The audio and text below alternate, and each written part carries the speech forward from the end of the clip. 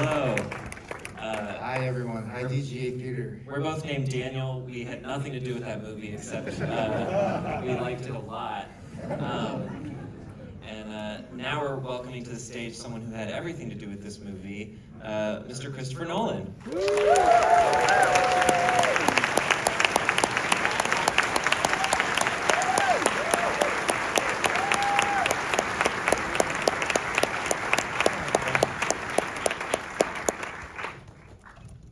How many people is this their second time watching this movie? You could rewatch? Okay, great, amazing. First time raising your hand. First time. Oh, welcome. Amazing. You just came off a real wild ride. Me and Daniel just rewatched this breathtaking movie for the second time this week, and I have to say it is even better the second time. So if this is your first time, go watch it. I caught so many things. It's amazing. So Chris, this we just have to just say this out loud. This is very surreal for us to be interviewing you here. I feel like we've stolen so many things from you over the years, and this is sort of like a fun opportunity for us to steal even more. Yeah, we just steal from you and add butt jokes. Exactly. That's our secret. That's what our work is like.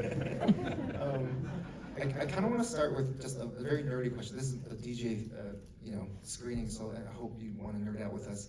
When I watch your films, the thing that I think stands out above everything else is the just the structure that you are constantly playing with. There's like a magic trick that you do where the themes and the characters and the story are always feeding into the structure, and vice versa, the structure's feeding back in the story. And it's something that we are always aspiring to do. And I'm just curious for Oppenheimer, what was it about this character and this story, and potentially, the structure that kind of inspired this movie? Like what kind of supercharged or kind of ignited the inspiration for this film? Well, firstly, just to say that when the Daniels say that something feels surreal, you take that seriously. But no, for me, structure is always somehow related to point of view. So as I'm with any project, as I'm getting into how we're going to tell the story, and for me as a writer director at the script stage, I'm really thinking about how best to get the point of view that I'm looking for. In the case of Oppenheimer, when I read American Prometheus, this fantastic book by Kleiber and Martin Schoen, 25 years of research, Pulitzer Prize winning book, I had so much to draw from. But as I was reading it, I felt like the way that I wanted to tell the story, the way that I could see telling the story, was to adopt a first-person approach. And as she wrote the script in the first person, so the stage direction, I this, I that. I wanted to jump into his head. But I needed a structure that would reinforce that. And so cross-cutting, braiding together a very intensely subjective telling of the story, where the camera's always with him, close to him, looking over his shoulder, very much in his face, looking at other people from across the room.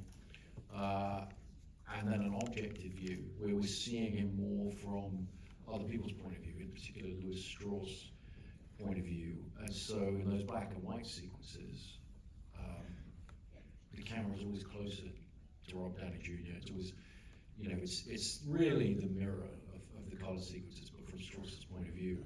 And that's really where the structure developed from. It's about point of view. Was that like early on? Did you figure out like, oh, it's gonna jump with Strauss, or was it like kind of late in the process? You're like, I need to do this. No, it was early on, and my very first film was a 16mm black and white film called Following.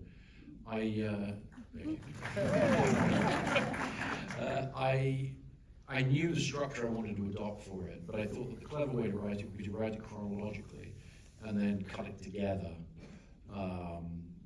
Literally back then it was probably scissors and typing paper or whatever. But that involved so much rewriting to make it flow as a film that people could engage with and watch, that I realized that structure has to come first, or even before I write the script. And so ever since then, from Memento onwards, whatever structure I'm adopting, I have to know that before I actually put the words on the page, so that I can write the way the audience is going to see the film. Because when we get on the floor and we shoot the film, we're shooting in whatever crazy order, you're never able to shoot exactly the way you'd want to. You're very rarely able to shoot chronologically in any way. So for me as a writer, director, it's very important to start from page 1 and then work my way through to page 124, in this case 180 something, you know, and experience it the way the audience is going to experience it, the way I want them to experience it. Okay, that leads to my thought watching this again this week. How close is the script to this? Like how much do you like to play around in the edit? Do you like to collect additional material? Because like watching it, I just can't believe that it was written like this. And we try to write really close to what we want, but we still are like, oh, I need some extra ingredients in the edit room, and the stuff you and your editor did is so inventive. I don't know, I'm just curious what that process was like. Well, that's a tough question to answer. In fact, maybe the way to answer it is to say one of the sweetest things anyone ever said to me was Hoyt van Hoytema, the director of photography on this, who just in the trenches with figuring out how to shoot this with IMAX film, how to do, we had to shoot in 57 days and with single camera, IMAX, all that. So we're in the trenches together, battling it through on set, with the whole team as you are, and then looking at dailies, and then we're showing him the trailers as we're showing the film the first time. He's in it, sort of asking me questions about it, and then I think the second or third time I showed him the film, he came out and he was like, wow, you had all this figured out already, didn't you? But you really let us feel that we got to invent it. And if you know Hoyt, it was this wonderfully self-deprecating thing, because of course he's one of the key creative forces behind the film. But what he was suddenly sort of realizing was, oh, that is the script that he'd read. But of course, scripts are just the bare bones. They're just a skeleton. It's when it's what you go out there. I try to be as specific as possible so that we have a skeleton or a foundation that's as solid as possible.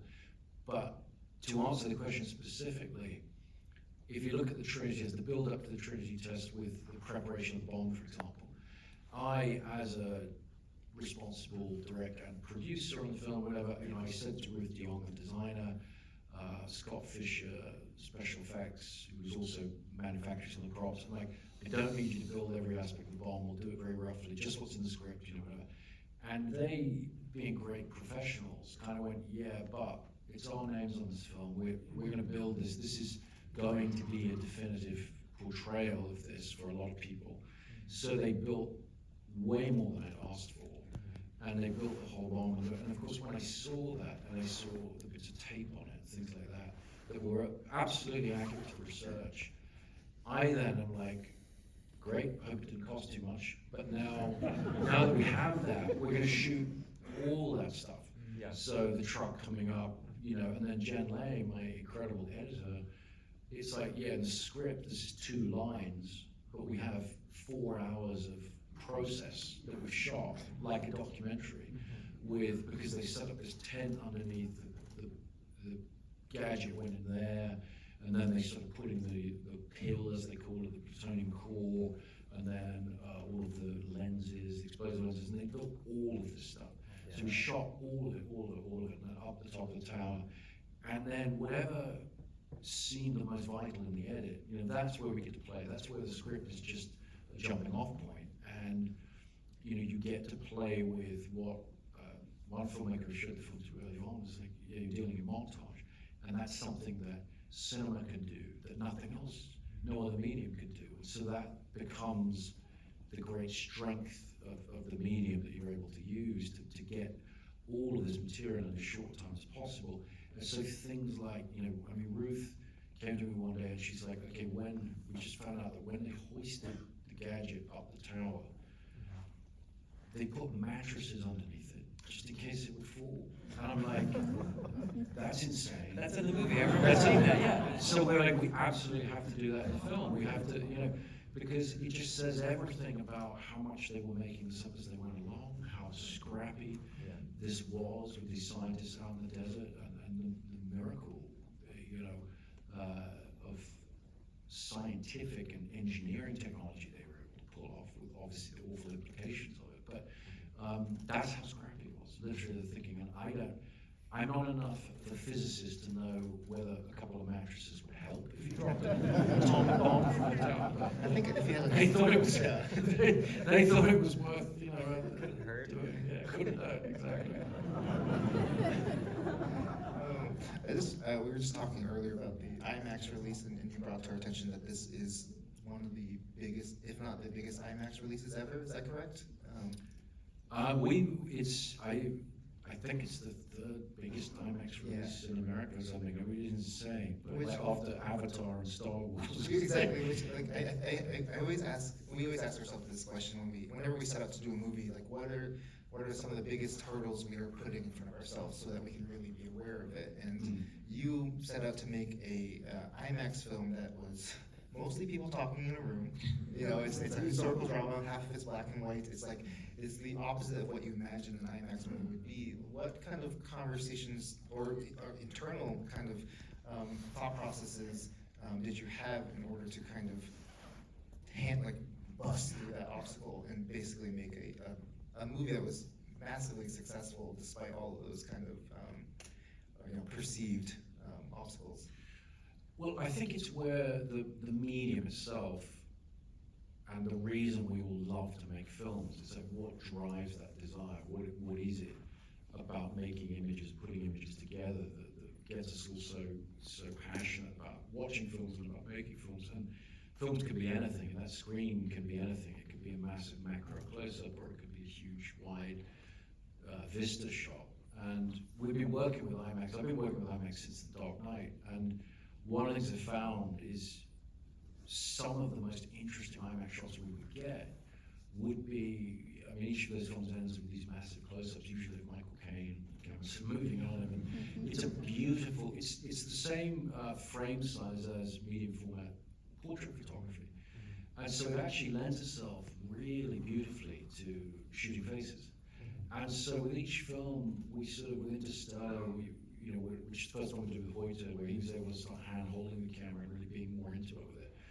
With each one, we sort of got drawn more and more to that aspect of it. Yes, we were still shooting the big vistas, but really wanting to see how it can break down the barrier between the screen and the audience and kind of put us in people's space and in their personal space. And so it really was just a question of pushing harder and harder in that cinematic direction and just loving the medium and just exploring the way we love. Did you ever think it would be this big of a box office hit? Like it's so. I've been trying to make sense of it myself. That like it's morally ambiguous. Like it's a long, like morally ambiguous movie about nuance where it doesn't condemn or celebrate a controversial, like so many controversial ideas, and it's sold so many tickets. Like did you have a sales pitch to people like I believe it's gonna sell and here's why, or do you have I don't know what's your takeaway from it all? My takeaway is when you make a film, I do approach films from a practical point of view. So before we go to the studio, we have the script, we have the pitch, and we try and fit it into a practical box and say, okay, this is how we think this can work. And in the case of this film, not unlike what we had done with Dunkirk over at Warner's, but going to Universal, the big pitch was, we'll make this for half the money that anyone else would. And that's how but you've got to sell it like it's as big as everybody else's film. Because it's a big story, it's an important story, it's a potentially, really controversial and interesting thing to be wrestling with, some serious material. And so we had to look back, and it was very difficult to come up with any kind of context. You had to go right back to like JFK, which I'd seen as a youngster, and been blown away by, the editing rhythms and we made a film in a very different way, and hopefully with a little more historical accuracy. I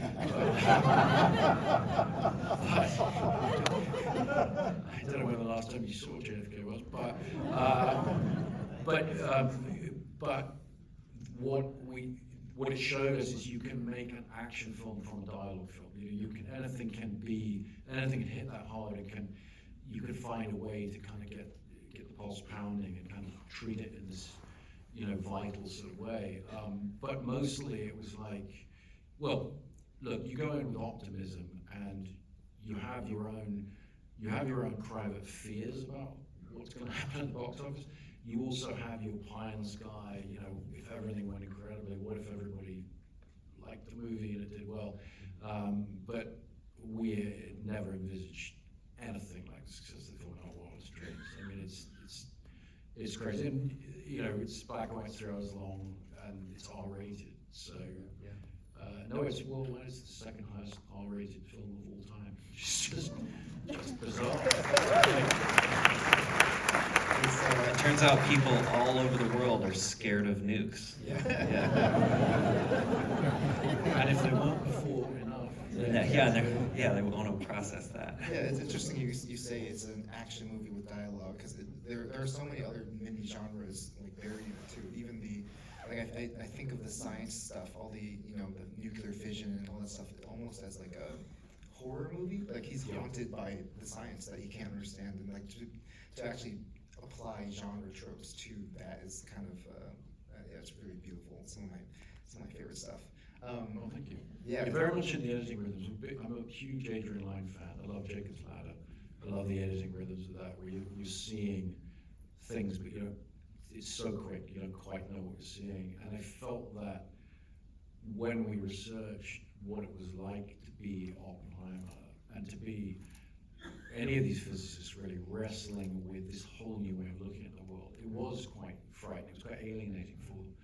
And the idea, is that Niels Bohr sort of shows them a path where he can kind of, it becomes a superpower in a way. It's the sort of thing that once he figures out how to use it, but, they were literally, looking into dull matter and seeing energy, seeing that everything's made of energy waves. It completely transforms everything. And that this science visualizations, one of the most fun parts of the process. So Andrew Jackson, my visual effects supervisor, he was the first person I showed the script to after Emma, because I knew that it was going to take a long time to figure out how to do all this stuff. I'd do it without CG and have it fit the tone of the rest of the film.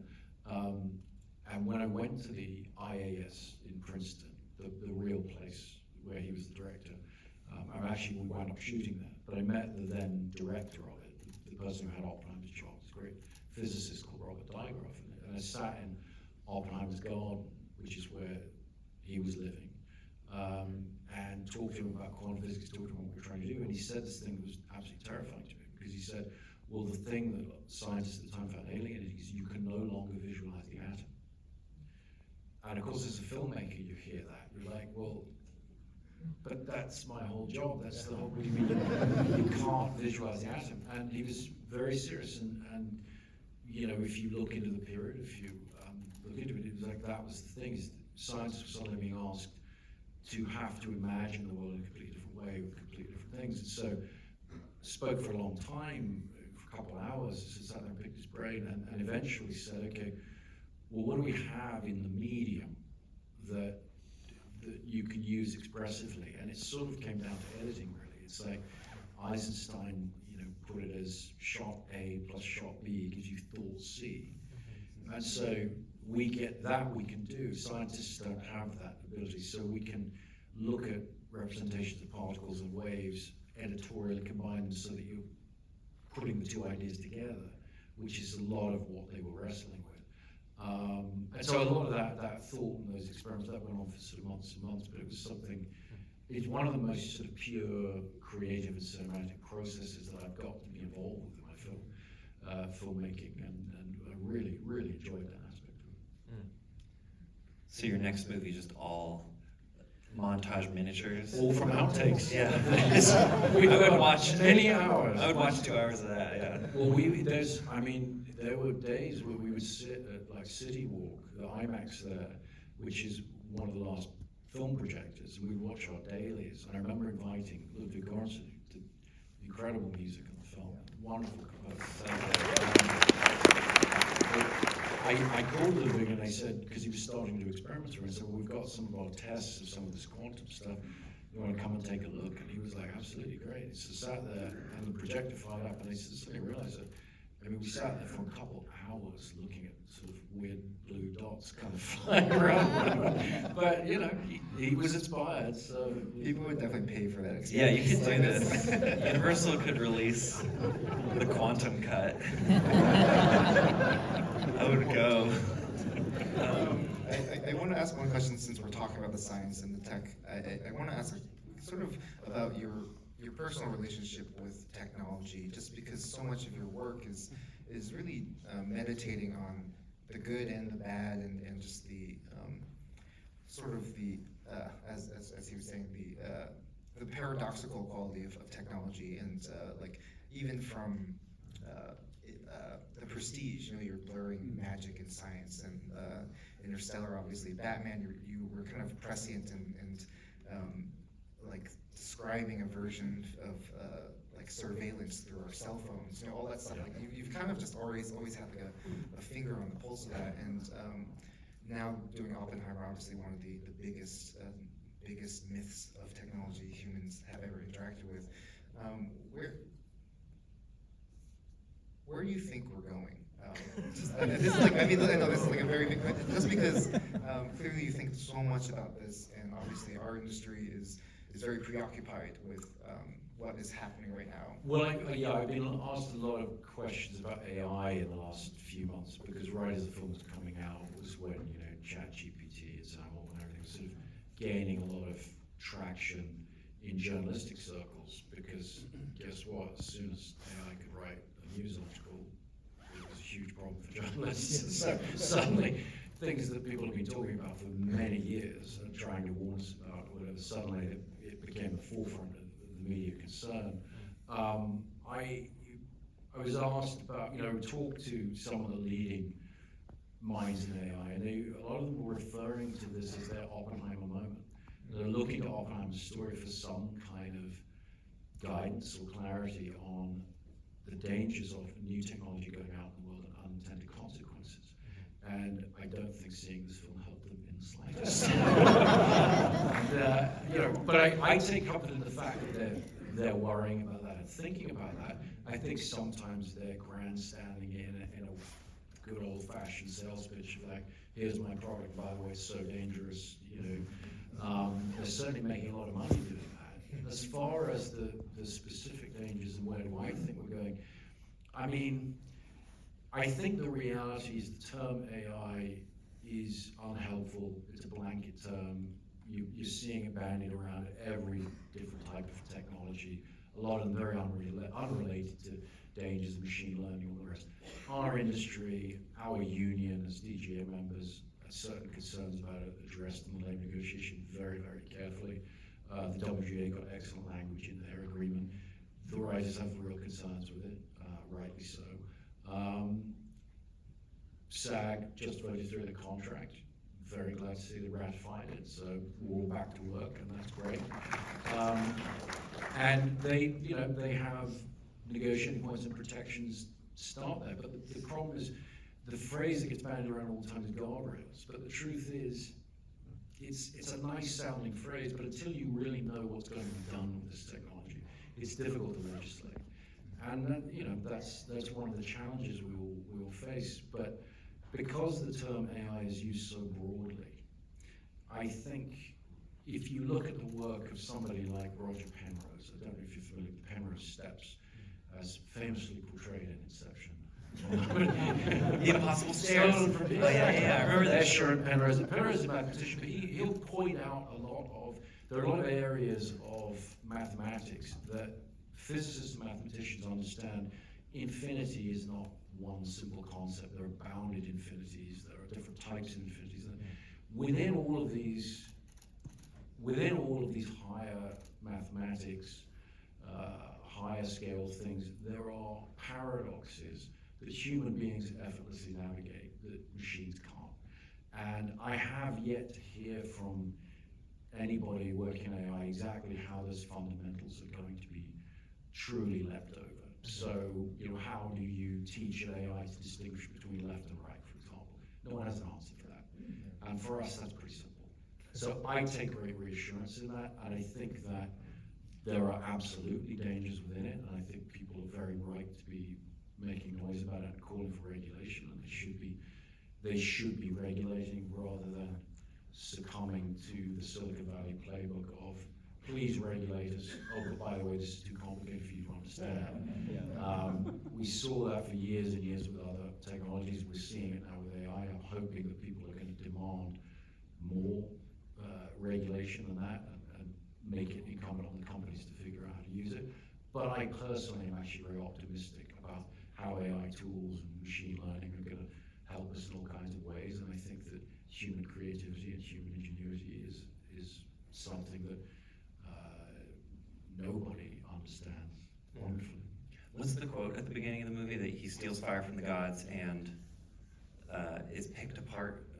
Yes, I mean the really chained to, I didn't put the whole thing in, but Yeah. he was chained to a rock and his liver pecked out and regrew every day. Oh, cool. Yeah. I'm very pessimistic about AI, and I want to peck at Sam Altman for the rest of my short life. But yes, you once must he be. releases his bomb on. Well, there's definitely the feeling of the non-profit board getting rid of him and then being forced by the investors to bring him back. Yeah. In a movie, that's definitely the moment the world ends. Yes, I mean, that's definitely when the ship sailed. But I stress him. Exactly.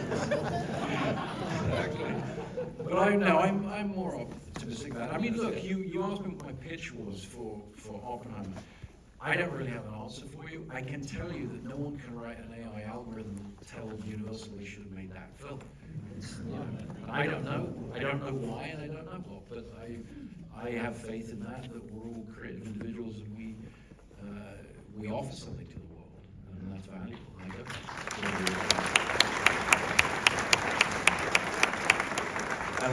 I love human beings. Speaking of human beings,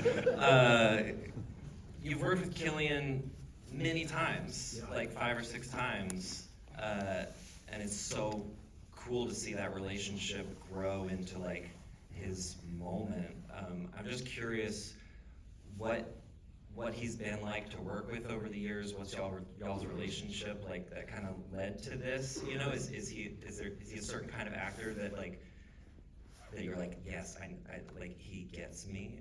Or I met Cillian Murphy. I saw a picture of him in the newspaper when he was starring in Danny Boyle's film 28 Days Later. It hadn't come out yet. And I was trying to write the script for Batman Begins, and I was reading San Francisco Chronicle, saw a picture of him, and he was so striking. And I was looking for Batman. I was like, okay, we need to cast Batman. We were putting screen tests together.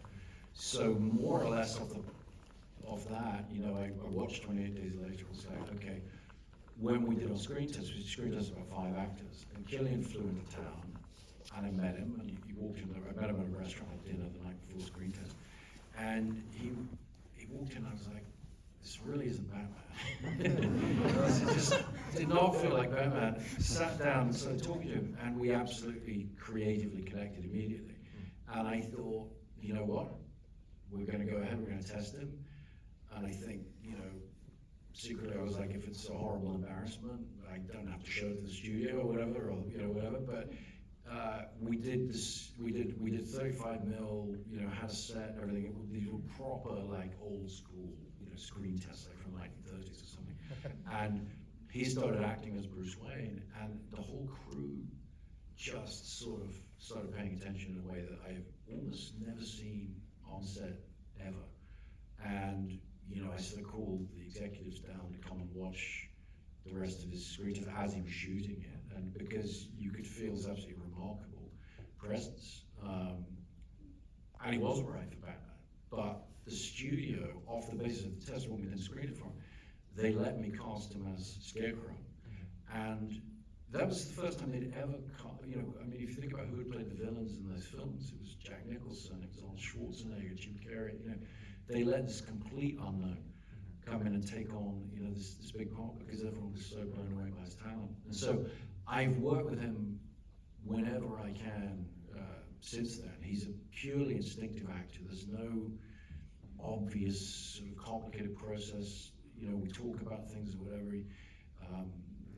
He loses himself in the moment, And when I first started working with him, to the extent that, you know, if there's a handheld camera there and the actor's right, he'll just kind of, you know, do that to see the actor behind it. Like, he's just not thinking about what, you know, what he's supposed to be doing. He's just in the moment, and therefore in the old days couldn't hit a mark to save his life, because he would just, we'd put a sandbag down, he'd just step over it. You know? Because he's just in it and he's just thinking. And then years and years go by, and those kind of aspects of his technique got incredibly buttoned up, and he's a very precise actor. Yeah, that's important for IMAX. Very important for IMAX. But he's exactly. But he's never lost that. He's never lost that ability to just completely lose himself in the moment and in the character he's doing. And so I mean, on Dunkirk, I called him up. You know, I sent him the script. I said, I need you to play this. It's referred to in the script as a shivering soldier. There were no indications of character, nothing. And I'm like, he called me, and I could tell, you know, he's something's up. He's like, oh, I like the script or whatever. And I said, well, what is it? He said, well, can I play a Spitfire pilot, you know, please, or something? I was like, no, I need you on the boat, and the character's underwritten. And that's the experiment of that screenplay. We're going to get out there on that boat with you and Mark Rylance and Barry Keoghan and Tom Linconi, and we're going to find it. You're going to help me do that.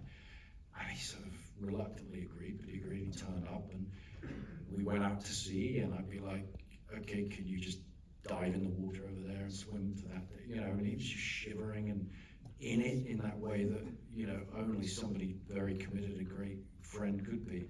And the mark of him as an actor in that film is at the end, when he's sort of, we're struggling with his resolution of character, and the boat gets strafed by a plane, and when we were rehearsing, because we rehearsed as we went out to sea for an hour, he helped me figure it out. He's like, okay, if I react with, you know, PTSD, if that sort of triggers me, and then Mark has to come over and takes me in, and we sort of shoot that from the side.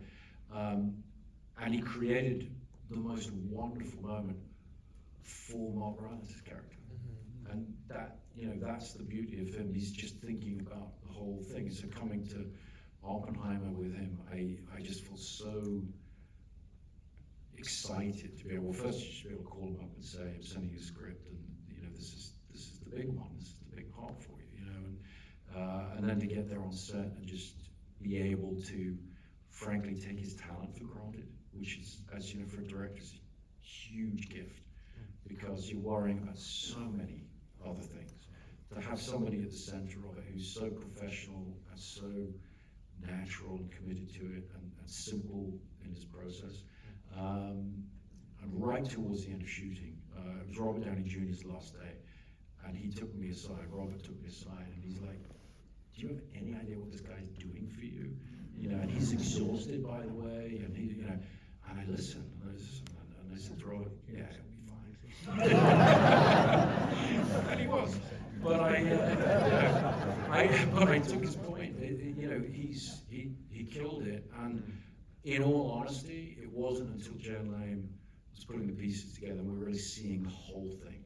That's when I really got to see what he'd done, and it was so far beyond what I'd hoped, and so far beyond what I thought I was getting when we were shooting. I was very happy with what he was doing, but I didn't realize that he was going to give a performance of zero vanity, playing a very vain character, but zero vanity. There's never a moment. One filmmaker I showed to early said to me, yeah, there's never that moment where you see him realize what a great part it is.